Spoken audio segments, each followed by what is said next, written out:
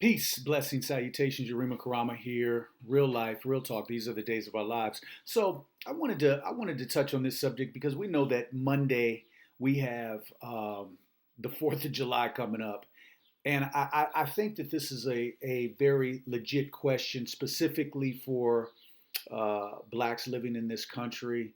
Um, should we or should blacks period do they should they feel guilty about celebrating 4th of July or Independence Day, so to speak. Is this something that that we should be partaking in? And it's I know that there are blacks who will say, well, we've done our part. We built this country.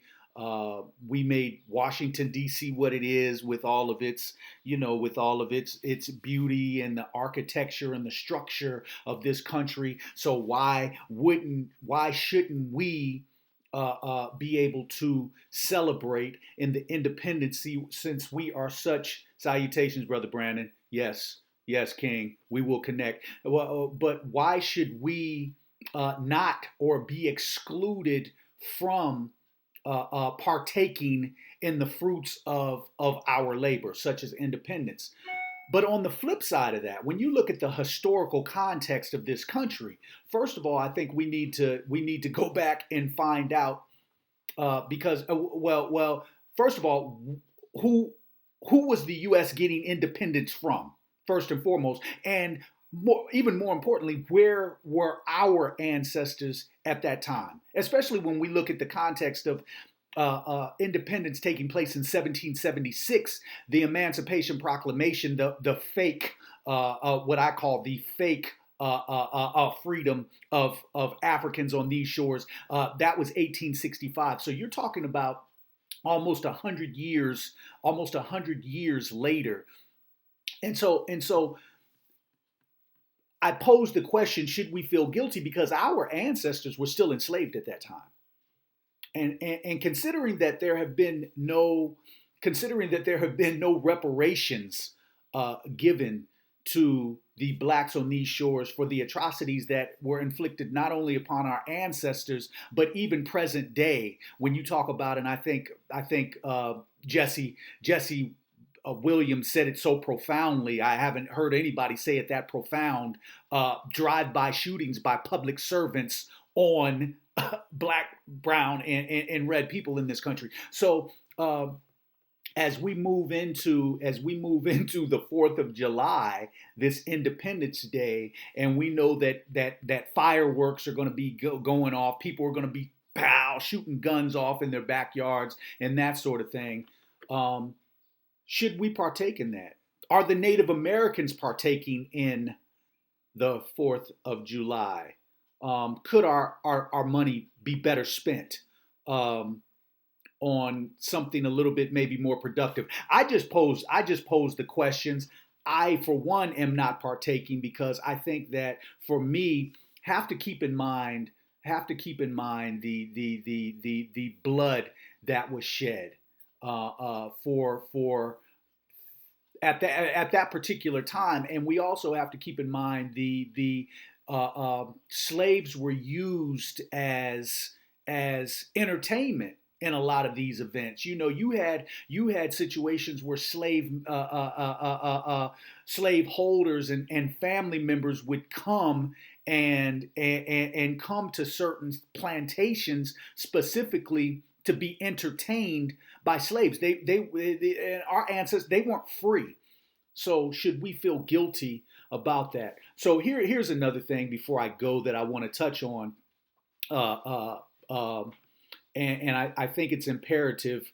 Um, facts, facts. Till this day, the continent of Africa still has the most resources of any country in the world. Still has the most resources, which is why people still go there. And now it's the Chinese, but you still have European countries there who are still trying to rape, rob, and pillage the people for its resources. Facts. Fact. And this goes for my for some of my black brothers who inbox me sometimes, facts, and I will try to keep my language, because you know how I get. I will tell it like it is, but I will try to keep my language at a minimum, because I do have. I recently had some younger members who wanted to subscribe, and so out of respect for them. So, fact to my brothers that have inboxed me, no, we cannot screw our way out of racism. And I think that when you look at it in its context, Brazil, which is has a very large black population. If you look at Brazil, and I'm just going to give some numbers, 90% of the blacks in Brazil are still oppressed by the 10% of the light-skinned and the white. Facts. Dominican Republic. The lighter skinned Dominicans still oppress the darker skinned Dominicans. Facts. And it's the deprogramming of the mind.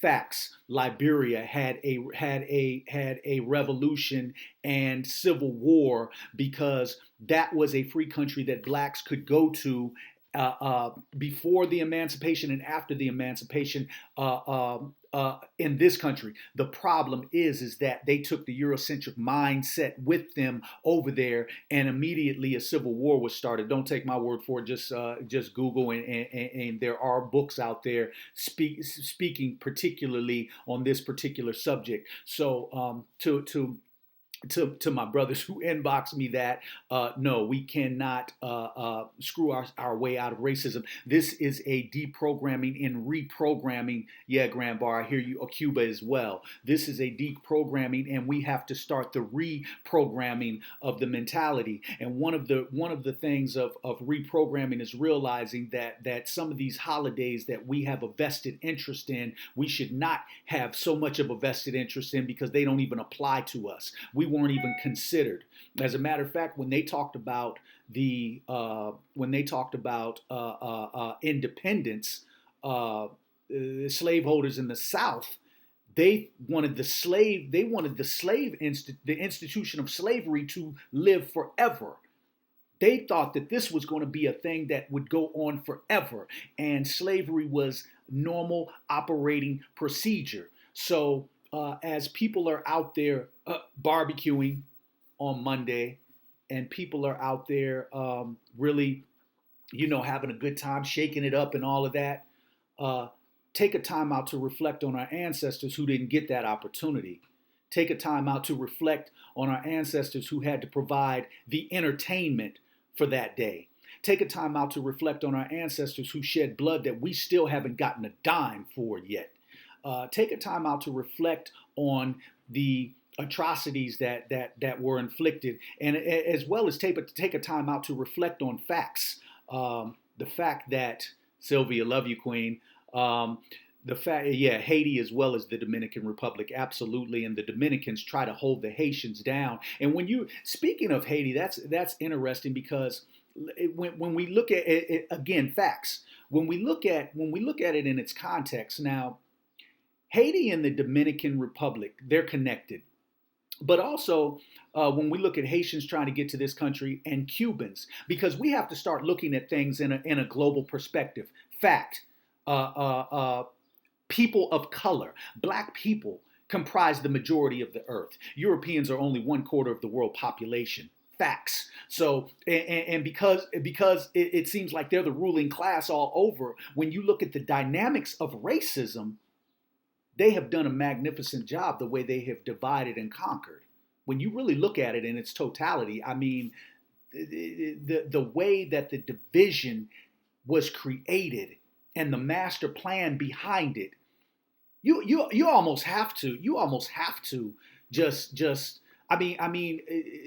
to have that type of planning. If people use that type of planning for something positive, we could probably be on a state where every human being could levitate on their own. But when you look at the divisional aspect of this thing, so now going back to Haiti and Cuba, it's funny how the Cubans, if they can make it, and this was something, if they can make it over here, they can stay. If they can make it over here from Cuba, they can stay. You had back in the 80s and 90s the Cubans coming over on boats, and if they could make it to American land, they could stay, they could be citizens. Not so much for the Haitians. Why is that? Is it because the Haitians had a revolution with Toussaint Louverture? Is it because the Haitians were successful in their revolt against the French? Is it because the Haitians were kind of like the Maroons in Jamaica? They had a successful revolt, and Europeans might not like that. Make no mistake about it. Make no mistake about it. Europe and the U.S. is not divided in any way. They stick together, especially when it comes to issues of us. So I just wanted to put that out there as people are barbecuing this coming holiday. Cosmo, peace, family. As people are out there, doing their barbecue this day, and doing their thing. Let's keep the ancestors in mind, man. And I'm personally not going to partake in that, but I know that there are ones who will, and I just wanted to put that out. Should we feel guilty about that, even with all the building that we have done? And I think that those African resources right now, they're becoming even more and more important. It's no coincidence that when Muammar Gaddafi was talking about making that gold standard, which was going to completely wipe out the dollar, there's no coincidence that he's now dead. At the hands of the U.S., I might add, whether it was a coup or not, the U.S. orchestrated it. So with that said, my name is Yurima Karama, man. I'll be hitting you later with some other stuff, but I just want to put that out there. Let's keep the ancestors in mind, man. It's so important. Peace, blessings, salutations. One